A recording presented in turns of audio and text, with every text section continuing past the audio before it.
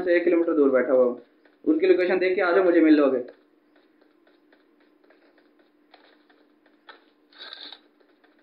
हमारा एक और छोटा सा गांव है, हम यहाँ पे रहते हैं।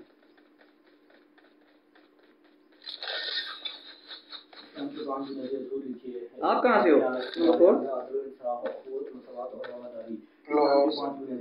लाहौर से। अच्छा, लाहौर की किस जगह से? ओ यार गन कहाँ से? अच्छा, आपका भी दोस्त यूट्यूब पे काम नहीं करता?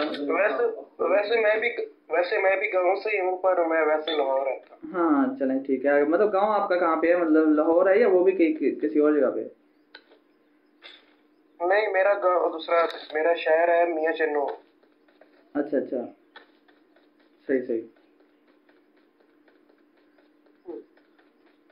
इधर हम कोठे पे रहते हैं। क्या बात है, जबरदस्त। क्या काम